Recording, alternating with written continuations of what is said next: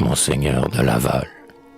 Poème lu par l'auteur à une séance solennelle de l'Université Laval, le 13 mai 1891. Ô pays de mon père, ô ma douce patrie, seul où sont enfouis tant de chers ossements, ô terre qui du sang des martyrs fut pétrie, afin qu'il en jaillit le plus pur dévouement. Parce qu'à travers les temps, ma pensée inquiète rencontre dans son vol ton passé merveilleux. Qui pourrait, sans l'art magique d'un poète, dire la vision qui passe sous mes yeux? Mais parmi tous ces morts que ma pensée exhume de leur caveau poudreux, un seul est sans rival. En lui seul tout un cycle étonnant se résume, tout un poème lui. Ce grand mort, c'est Laval. Les vides que la soif du martyr dévore, il disait au Seigneur, où m'en faut-il aller? Dans quel pays lointain peut-on trouver encore des âmes à guérir, des cœurs à consoler? S'il eût de ses aïeux poursuivi la carrière, sur les champs de bataille il eût pu conquérir la fortune et la gloire. Il choisit la prière.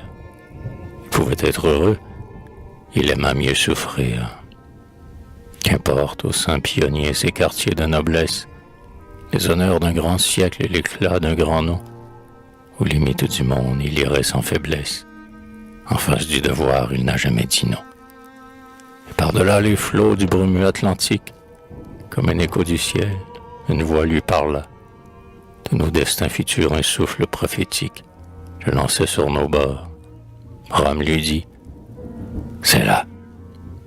Quittant sans un regret les rivages de France, emportant pour tout bien son génie et son cœur, il fut, brisant l'obstacle et domptant la souffrance, sans armes, un conquérant, sans soldat, un vainqueur. Sur ce sol, il posa son empreinte immortelle, il fixa pour toujours nos fragiles destins, et l'Église croissant sous sa ferme tutelle, couvrit de ses autels les bords les plus lointains. Mesurant du regard ce continent immense, ce semeur sans pareil et jamais en repos, jetait à pleine main la divine semence, et sous ses pas naissaient les martyrs, les héros. Il semait, et depuis ce temps la moisson lève, elle lève toujours, et ses longs épis d'or grandissent sous l'effort d'une éternelle sève, sans troubler le repos du grand semeur qui dort. Sous les neiges d'Hudson, les sables de Floride, vigoureuses, enfonçant sa racine partout, malgré le rude hiver, malgré l'été torride, cette étrange moisson reste toujours debout. Et pour les jeter bas comme on fauche les herbes, ces épis ondulants souffle du Seigneur. Satan lui-même en ses songes superbes ne pourrait pas rêver de ces grands moissonneurs. C'est que dans l'horizon que son regard embrasse, Laval voit au-delà des soucis de son temps. Il veut l'Église forte, il veut forte sa race. À cette œuvre, il n'épargne aucun de ses instants. Gardien de la morale, ennemi des rapines, seul et ferme, il se dresse en face du pouvoir. Qu'importe sur son front la couronne d'épines, c'est pour sauver l'Église, il a fait son devoir. Suivant droit le sentier de l'austère justice, il combat d'Argenson, résiste à Demizy, tient tête à Frontenac, et, dernier sacrifice, pleure sur le prélat que lui-même a choisi. Humble dans le succès, superbe dans l'épreuve, pour se vaincre lui-même, il mit si haut son cœur, que la coupe de fiel à laquelle il s'abreuve, il la boit jusqu'au fond sans dégoût ni rancœur. Quand l'eau de feu souillait, honte de notre histoire, le toit du paysan, le wigwam des Hurons, il offrait au Seigneur, comme œuvre expiatoire, l'eau sainte qu'il versait sur des milliers de francs. Mais de son cœur brisé, dédaignant le supplice, pour voir béni du ciel son rêve le plus cher, il s'offre en holocauste, et le fer du cilice, autour qu'il porte au flanc, mort et meurtrit sa chair. D'Argenson, d'Avaugour, de Mézy, de Courcelles, Frontenac ont passé, lui seul reste debout. Lui seul dans cette nuit où tout meurt, tout chancelle, semble braver la mort qui moissonne partout. Comme un pilier d'airain, comme un chêne des Gaules, aux hommes de son temps Laval a survécu. L'âge seul a courbé ses robustes épaules, invincible lutteur, le temps seul l'a vaincu. Que dis-je? Il est vainqueur du temps, car notre histoire, forçant l'oubli fatal qui pèse sur les morts, ne l'a-t-elle pas mis dans un nimbe de gloire, à côté des plus saints, des plus grands, des plus forts? Préparant la patrie à ses luttes futures, il souffle à qui l'entoure espoir et volonté. Il offre à l'Éternel ses deuils et ses blessures. Il lègue ses travaux à la postérité. Et cet homme oubliant, quand vint l'heure suprême, les maux qu'il a subis, les pleurs qu'il a versés, demandait au Seigneur, pour ce pays que j'aime, pour ma naissante Église, ai-je souffert assez? Mais si Laval oublie en face de son juge 10 lustres d'héroïsme et de guerre au fou Dieu, son séminaire aimé, cher et dernier refuge, à toute sa pensée et ses derniers adieux. De Montigny-sur-Avre, exilé volontaire, à l'éternel repos par le maître appelé, il meurt et 200 ans de ce toit séculaire, martyr jusqu'au tombeau, son corps est exilé. Son cœur reposa dans l'antique chapelle et, gage de triomphe et d'immortalité, on dirait que ce cœur, de nature immortelle, ceux qui vinrent après tour à tour l'ont porté.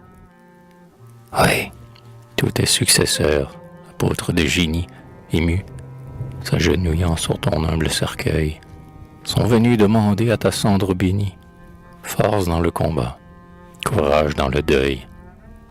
Quand de Vaudreuil vaincu désertait ce rivage, lorsque sonnait le glas d'un peuple qui s'éteint, si Pontbriand plus ferme a conjuré l'orage, c'est, au noble Laval, ton cœur qui le soutint. Plus tard, quand Plessis, seul contre la métropole, déjouait d'Albion le perfide dessein, quand de ce rôle immense il chargeait son épaule, c'est ton cœur, au Laval, qui battait dans son sein.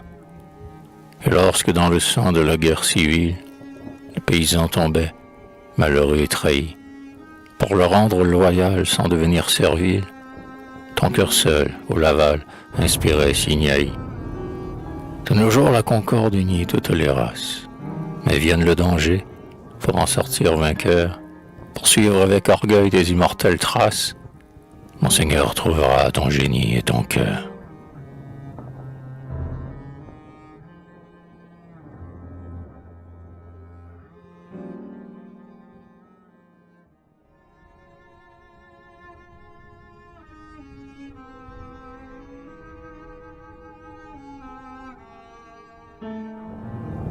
Dans tes derniers moments, dans ta longue agonie, au Laval, n'as-tu pas parfois désespéré? As-tu, fermant les yeux sur ton œuvre bénie, douté de l'avenir, de ton travail sacré?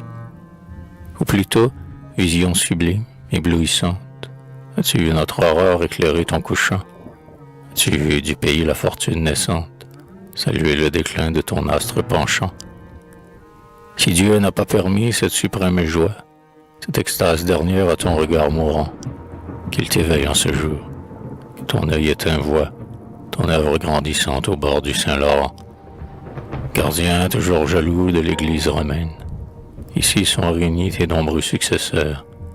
Ils se sont partagés ton immense domaine. De l'Arche Sainte, ils sont les vaillants défenseurs. Talisman de succès, ta touchante devise est la leur. Paratum pectus ad omnia. Mais au gémissement de ta naissante Église a succédé partout l'allègre Alléluia.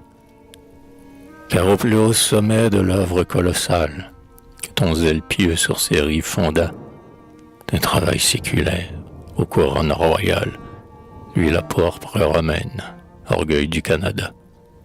Et celui qui la porte est encore un des nôtres. Il est ainsi que toi d'un sang qui ne ment pas, un sang qui fait les preuves et qui fait les apôtres. Il est fait d'un limon qui survit au trépas. Comme toi, Frontenac est devenu poussière, mais après 200 ans de lutte, de danger, vous revivez encore tous les deux sous la pierre. Laval, c'est Tachereau, Frontenac, c'est Angers.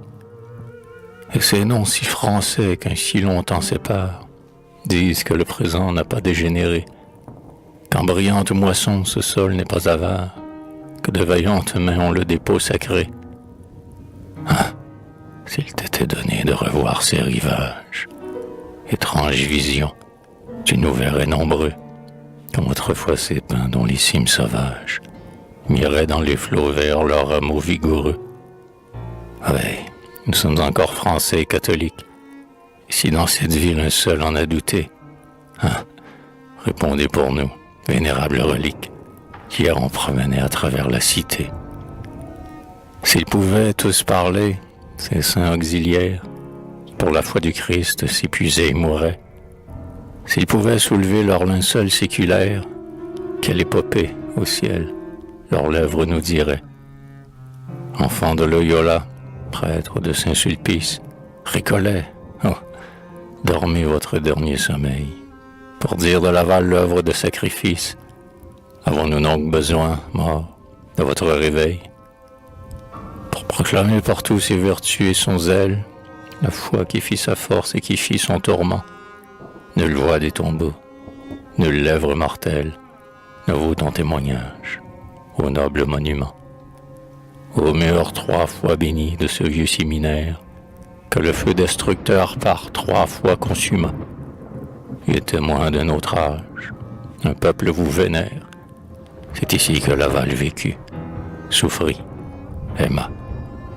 C'est ici qu'il mourut, plein de gloire et d'années, léguant Saint-Vallier et ses immortels travaux. Ici qu'au lendemain de nos grandes journées, l'avenir se prépare à des lauriers nouveaux.